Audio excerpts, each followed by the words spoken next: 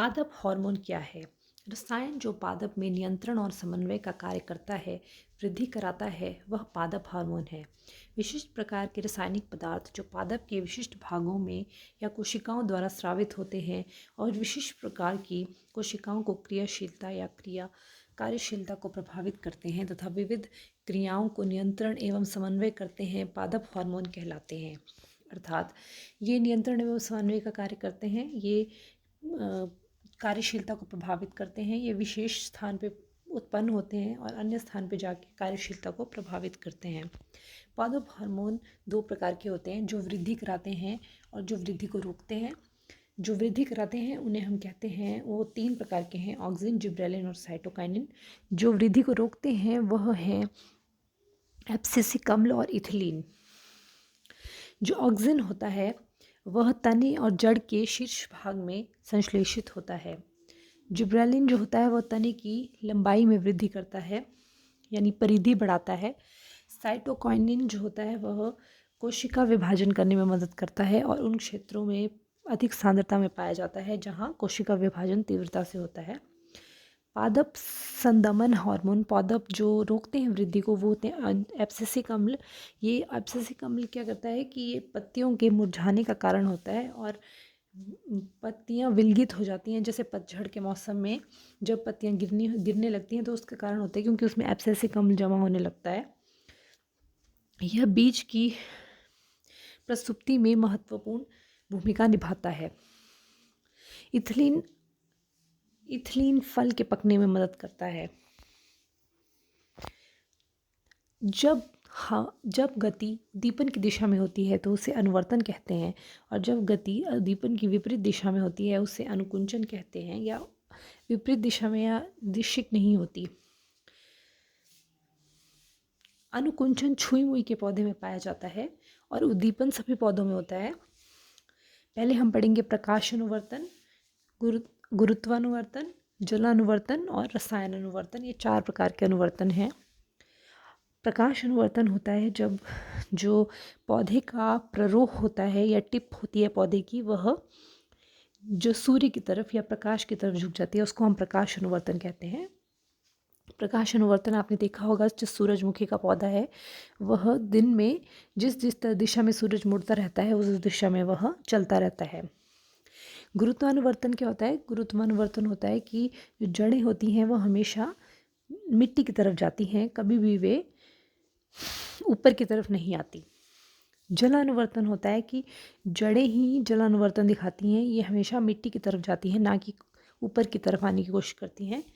रसायन अनुवर्तन होता है कि जो निषेचन प्रक्रिया जब जब परागकण वर्तिकाग्र पे पहुंचते हैं तो वे एक पराग नली बनाते हैं और उस पराग नली से वे अपने केंद्रक को जो है वह बीजांड में स्थापित करने की कोशिश करते हैं, और इस प्रक्रिया को ये एक केमिकल्स के थ्रू होता है, इसलिए इसे रसायन अनुवर्तन कहते हैं। तो रसायन अनुवर्तन किस में होता है? निषेचन करने वाले जो पौधे होते हैं उनमें। पादप में प्रकाश अनुवर्तन किस प्रकार होता है? पादप में प्ररोह तंत्र के द्वारा प्रकाश स्रोत की दिशा की ओर गति करना प्रकाश अनुवर्तन कहलाता है। प्ररोह तंत्र की प्रकाश के प्रति धनात्मक अनुवर्तन होता है। धनात्मक मीन्स पॉजिटिव। जब किसी पादप को गमले में लगाकर किसी अंधेरे कमरे में रख दें, जिस कमरे में प्रकाश किसी खिड़की या दरवाजे की ओर से भीतर आता है, तो कुछ दिन बाद प्ररोह के अग्रभाग स्वयं उस दिशा में मुड़ता है जिस तरफ से प्रकाश कमरे में प्रवेश करता है। ऐसा इसलिए होता है कि प्ररोह शीर्ष केवल उसी भाग में स्रावित होने वाले ऑक्सिन के प्रभाव को नष्ट हो जाता है, जबकि विपरीत दिशा की तरफ हार्मोन उपस्थित रहता है। इस कारण प्ररोह प्रकाश की ओर मुड़ता है। कोई सहारे के चारों ओर प्रतान की वृद्धि में ऑक्सिन किस प्रकार सहायक है? जैसे आपने देखा होगा कि कई पौधे होते हैं, वे लताओं के रूप में उनके आसपास जो छोटे पौधे होते हैं वो पाए जाते हैं, तो वह प्रतान के बाड़ जो दिया होता है उसके चारों ओर प्रतान किस प्रकार चढ़ पाता है? प्रतान यानी पौधा जब वृद्धि करता पादप प्रकाश को संसूचित यानी डिटेक्ट करता है, तब ऑक्सिन नाम का हार्मोन प्ररोह के अग्रभाग में संश्लेषित होता है। तथा कोशिकाओं को लंबाई की वृद्धि करने के लिए संसूचित करता है। जब पादप पर एक ओर से प्रकाश आ रहा होता है तब ऑक्सीजन विकसित होकर एक छाया वाले भाग में एकत्रित हो जाता है। प्ररोह के प्रकाश से दूर वाली दिशा में ऑक्सीजन की सांद्रण कोशिकाओं को लंबाई के लिए बढ़ने के लिए उद्दीपित करती है और वह प्रतान की सहायता से किसी दूसरे पादप या बाड़ के ऊपर चढ़ता है। ये प्रतान स्पर्श के लिए संवेदनशील है। जब ये किसी आधार के संपर्क में आते हैं तो प्रतान का वह भाग तेजी से वृद्धि करता है जो वस्तु से दूर रहता है और वस्तु को जकड़ लेता है। छुई मुई की पत्तियों की गति प्रकाश की ओर प्ररोह की गति से किस प्रकार भिन्न है? छुई मुई पौधे पर प्रकाश अनुवर्तन गति का प्रभाव पड़ता है। पौधों का प्ररोह बहुत धीमी गति से प्रकाश के आने की दिशा में वृद्धि करता है, लेकिन जब यह पत्ते स्पर्श के प्रति अनुक्रिया के प्रति अधिक संवेदनशील हैं, स्पर्श होने की सूचना इसके विभिन्न भागों को तेजी से प्राप्त हो जाती है। पादप इन सूचनाओं को एक कोशिका से दूसरी कोशिका संचारित करके विद्युत रसायन संसाधन का उपयोग करता है। उसमें सूचनाओं के चालन के लिए कोई विशिष्टकृत ऊतक नहीं होते, इसलिए वे जल की मात्रा में परिवर्तन करके अपने पत्तों को सिकुड़ और उनका आकार बदल लेता है। जलानुवर्तन दर्शाने के लिए एक प्रयोग की अभिकल्पना कीजिए। लकड़ी का एक लंबा डंडा लो, इसमें मिट्टी और खाद का मिश्रण भरो। डिब्बा लो, इसमें एक सिरे पर एक पौधा लगाओ। डिब्बे में पौधे को की विपरीत दिशा में एक कीप मिट्टी में गाड़ दो। सप्ताह के बाद पौधे को पानी दो। पौधे को उस कीप के द्वारा प्रतिदिन पानी दो। मतलब आपने क्या करना है, एक पौधा लगाना है, मिट्टी डालनी है, बुरादा डालना है एक डब्बे में, और उसके दूसरे भाग में आपने पानी भरना है। तो जो जड़ें हैं कुछ दिनों बाद वे पानी वाले भाग की तरफ मुड़ जाएंगी और जब आप उस पौधे को निकालोगे वो जड़ें मुड़ी हुई दिखाई देंगी। जंतु हार्मोन से क्या तात्पर्य है? इनके प्रमुख गुण क्या होते हैं? जंतुओं में शरीर की विभिन्न क्रियाओं को नियंत्रित करने के लिए विशेष रसायन स्रावित होते हैं जिन्हें हार्मोन कहते हैं। बेलिस और स्टार्लिंग ने सबसे पहले हार्मोन शब्द का प्रयोग किया था। ये विशिष्ट अंतःस्रावी ग्रंथियों से उत्पन्न होते हैं जिनमें वाहिनियां नहीं होती हैं। कुछ विशेष अंतःस्रावी ग्रंथियां हैं Piyush, pineal, thyroid, parathyroid, thymus, adrenal, वृषण, अंडाशय। हार्मोन के क्या कार्य होते हैं? जंतु हार्मोन होते हैं, जंतुओं में ही पाए जाते हैं विशेष, ना कि ये मतलब पौधों में ही नहीं पाए जाते। ये जंतु हार्मोन हम पढ़ रहे हैं, ये एक विशेष स्थान पे बनते हैं और दूसरे स्थान पे जाके ये कार्य करते हैं। ये रक्त द्वारा एक स्थान से दूसरे स्थान तक जाते हैं। अंतःस्रावी ग्रंथियों द्वारा बनाए जाते हैं। ये विशिष्ट रसायन होते हैं। ये लक्ष्य अंगों को प्रभावित करते हैं। पहले हम पढ़ेंगे अंतःस्रावी ग्रंथियाँ, फिर उनके हार्मोन और उनके कार्य। सबसे पहले अंतःस्रावी ग्रंथि है पिट्यूटरी ग्रंथि।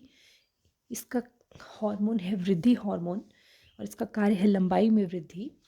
दूसरा है थायराइड ग्रंथि। इसका हार्मोन है थायरॉक्सिन और इसका कार्य है प्रोटीन कार्बोहाइड्रेट का उपचय मतलब डाइजेशन यानी पाचन करता है ये प्रोटीन और कार्बोहाइड्रेट का।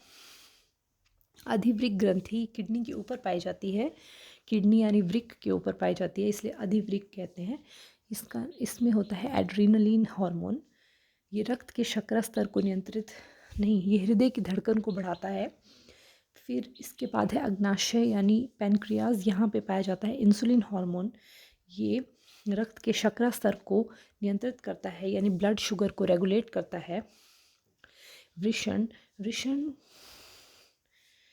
का हार्मोन है टेस्टोस्टेरोन और ये शुक्राणु उत्पादन को नियंत्रित करता है। लास्ट में है अंडाशय और अंडाशय का हार्मोन है एस्ट्रोजन। ये अंडाणु उत्पन्न करता है। आयोडीन युक्त नमक खाने की सलाह क्यों दी जाती है? अपटू ग्रंथि यानी जो थायरॉक्सिन हार्मोन होता है वो थायराइड ग्रंथि द्वारा उत्पन्न होता है। हमारे शरीर में प्रोटीन और वसा का उपचय को थायरॉक्सिन कार्बोहाइड्रेट नियंत्रित करता है। यह वृद्धि में संतुलन के लिए आवश्यक है। यदि हम भोजन में आयोडीन की कमी रहेगी तो हम गोइटर से ग्रसित हो सकते हैं। इस बीमारी के लक्षण हैं कि हमारी गर्दन फूली या बाहर को उभरे हुए नेत्र गोलक होते हैं। इससे बचने के लिए आयोडीन युक्त नमक खाने की सलाह दी जाती है। जब एड्रेनलिन रुधिर में स्रावित होता है तो हमारे शरीर में क्या अनुक्रिया होती है? एड्रेनलिन जो है वह आपातकालीन हार्मोन है जो व्यक्ति को भय और तनाव की स्थिति में होता है तो स्वयं ही एड्रेनलिन हार्मोन की बड़ी मात्रा स्रावित कर देता है ताकि व्यक्ति आपातकाल का सामना कर सके। इससे हृदय की धड़कन बढ़ जाती है ताकि हमारी मांसपेशियों को अधिक ऑक्सीजन की पूर्ति हो सके। पाचन तंत्र और श्वसन में रुधिर की आपूर्ति कम हो जाती है। अंगों की छोटी धमनियों के आसपास पेशियां सिकुड़ जाती हैं। कंकाल पेशियों की ओर गति करता है। डायफ्राम और पसलियों की पेशियों में संकोचन से सांसें तेज होने लगती हैं। ये सब अनुक्रिया मिलकर जंतु के शरीर की स्थिति को निपटाने के लिए तैयार करते हैं। मधुमेह के कुछ रोगियों को चिकित्सा इंसुलिन का इंजेक्शन देकर क्यों की जाती है? इंसुलिन वह हार्मोन है जो अग्नाशय में उत्पन्न होता है। यह रुधिर के शर्करा के स्तर को नियंत्रित करने में सहायता करता है। यदि यह उचित मात्रा से स्रावित नहीं होता तो रुधिर में शर्करा का स्तर बढ़ जाता है जिसके कारण शरीर में अनेक हानिकारक प्रभाव पड़ते हैं। इसलिए मधुमेह के रोगियों को इंसुलिन का इंजेक्शन देने की सलाह दी जाती है। पादप में रासायनिक समन्वय किस प्रकार होता है? पादप में रासायनिक समन्वय पादप हार्मोन के कारण होता है। पादप हार्मोन विशिष्ट हार्मोन उत्पन्न करते हैं जो विशिष्ट भागों को प्रभावित करते हैं। पादप में प्ररोह प्रकाश की ओर से आने की दिशा की ओर बढ़ता है। गुरुत्वानुवर्तन जड़ें नीचे की ओर मुड़कर अनुक्रिया करता है। इसी प्रकार जलानुवर्तन और रसायनुवर्तन होता है। पराग नलिका का बीजांड की ओर वृद्धि करना रसायन अनुवर्तन का उदाहरण है। रसायन अनुवर्तन और ये सब किसके कारण होता है? हार्मोन के कारण। जंतुओं में नियंत्रण एवं समन्वय के लिए तंत्रिका तंत्र और हार्मोन की क्रियाविधि की तुलना और व्यतिरेक कीजिए। मीन्स डिफरेंस बिटवीन तंत्रिका तंत्र, तंत्रिका क्रिया और हार्मोन क्रियाविधि। मतलब तंत्रिका क्रियाविधि मीन्स द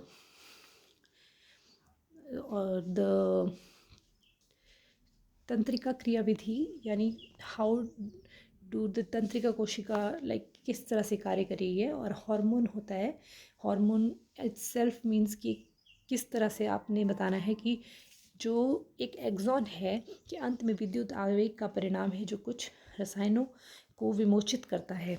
तंत्रिका कोशिका होती है ये कुछ रसायन बनाती है, लेकिन हार्मोन होता है ये रक्त द्वारा संदेश भेजता है।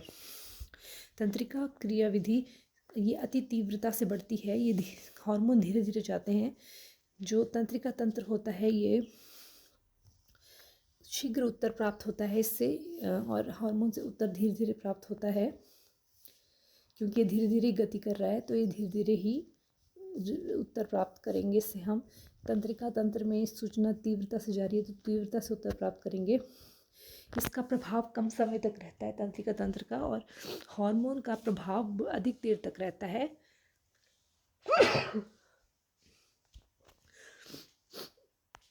इसके बाद है मेरज्जु आघात में किन संकेतों के आने में व्यवधान होगा? यदि किसी का मेरज्जु यानी स्पाइनल कॉर्ड मतलब चोट से कारण या आघात के कारण उसको कोई प्रॉब्लम होती है तो किन संकेतों में उससे प्रॉब्लम आएगी? कौन से ऐसे संकेत हैं? जैसे हमारी ऐच्छिक क्रियाएं होती हैं, अनैच्छिक क्रियाएं होती हैं। हमारी जो हमने पिछले लेक्चर में पढ़ा था, अनैच्छिक क्रियाएं जो होती हैं वह हमारे कंट्रोल में होती हैं नहीं होती हैं, और ऐच्छिक क्रियाएं हमारे कंट्रोल में होती हैं। तो मेरज्जु आघात की स्थिति में किन संकेतों में व्यवधान पड़ेगा? मेरज्जु आघात में प्रतिवर्ती क्रियाएं और अनैच्छिक क्रियाओं में व्यवधान पड़ेगा। पर्यावरण की कोई भी सूचना आगत निर्गत तंत्रिकाओं के बंडल से होती हुई मस्तिष्क तक जाती है, वह तुरंत प्रभावी अंगों में ना पहुंचकर मस्तिष्क के द्वारा उस अंग तक पहुंचेगी। ऐसा होने से अधिक देर लगेगी और अंग को प्रभावी होगा।